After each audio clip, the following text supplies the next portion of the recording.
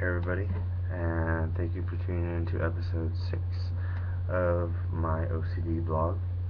Tonight's going to be a quick one because it's already kind of late, but I was going through that book and I found some interesting things I wanted to share with you. One of the first things I found was about the amount of people in the United States that are affected by obsessive-compulsive disorder. It says that it's the fourth most common psychiatric diagnosis with a lifetime prevalence rate of up to 2.5%. This means 1 out of every 40 people in this country, that's over 7.5 million men, women, and children, may suffer from OCD.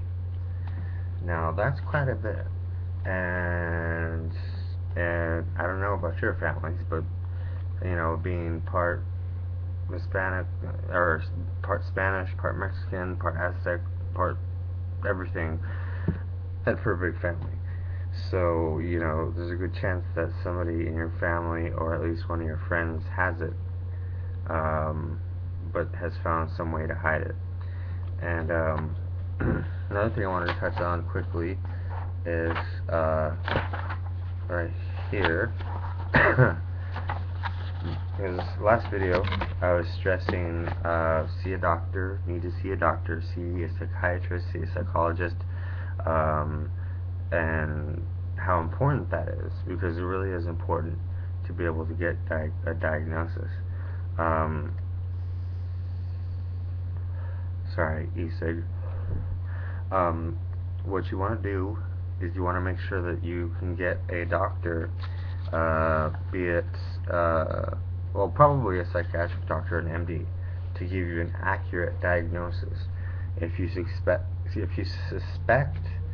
that you have OCD, it's always a good thing to talk about.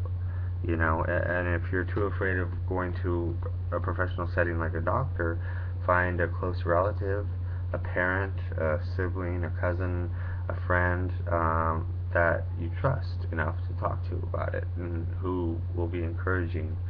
And I underlined this paragraph in this book. It says a diagnosis of OCD is made on the basis of a psychiatric or psychological examination, a history of the person's symptoms and complaints, and the degree to which the symptoms interfere with daily functioning. Based on the nature, length, and frequency of the symptoms presented, the mental health professional will differentiate OCD from other conditions with similar symptoms, and those include schizophrenia, phobias, panic disorder, and generalized anxiety disorder. A lot of those which I have on top of OCD, which, as you can imagine, is just so much fun. Next thing I wanted to touch down on is that they're starting more and more to find a link between OCD and depression, that they often go hand in hand.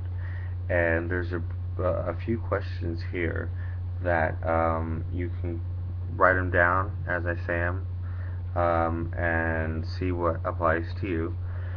And it's to help you determine whether you may have been excuse me, whether you may be depressed and therefore should consult with a mental health professional about this. The first is a list of signs of major clinical depression, and you want to check all that apply to you, or write them on a separate sheet of paper, whatever you want to do. Now, the first one would be a depressed mood most of the day, nearly every day.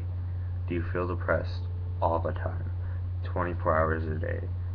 When you wake up, when you go to sleep, and every second in between that.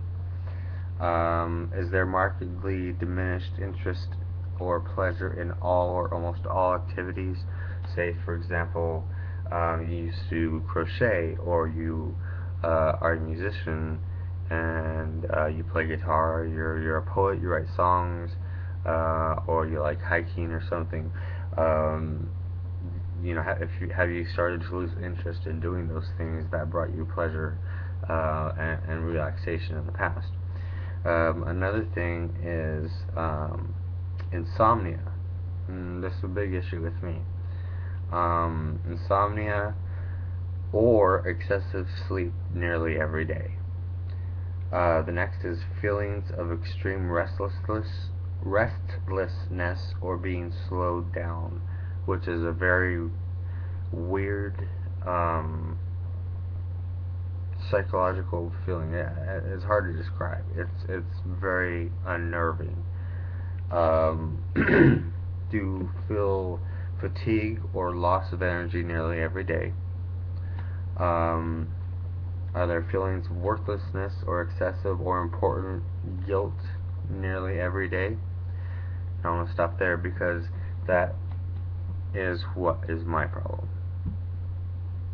And that's how my OCD links to my depression, is that that feeling of worthlessness, feeling like what am I doing here? You know, I don't really have any friends. You know, don't really associate with either side of my family, and I'm just here existing. You know, and it can get pretty depressing sometimes. But you have to watch it. You have to just get that thought out of your head, which is not easy. The next one would be diminished ability to think or concentrate, or indecisiveness nearly every day. That's another thing I struggle with.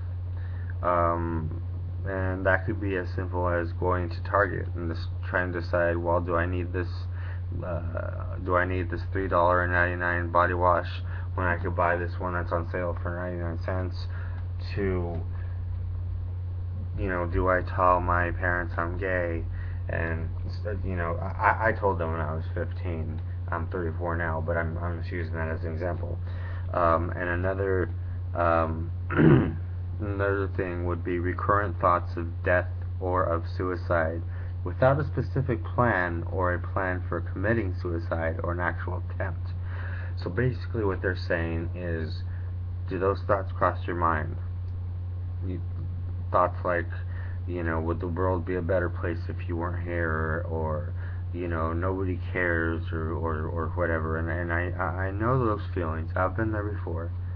And my being a Christian has kept me from doing that, and I'm grateful for that.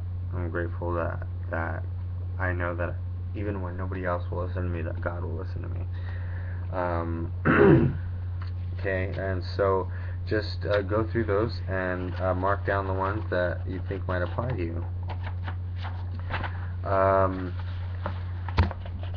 And also, too, they're starting to find that OCD is at least partly a genetically uh, um, a genetically handed down disorder, because it's on such a wide spectrum of social anxieties, or I'm sorry, not social anxiety. It's on a wide spectrum of anxiety disorders, which is a branch off of autism disorders and Asperger's syndrome and so forth. So,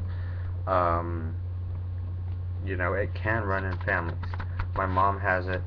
I believe my sister has it, and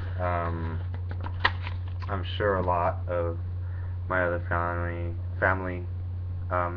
has it as well. They just would never admit it because, well, you know, just don't get me started.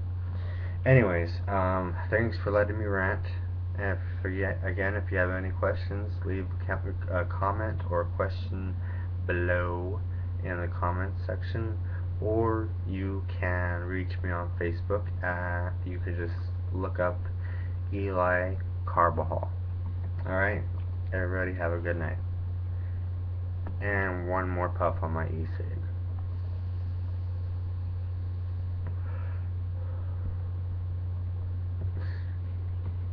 Alright, later.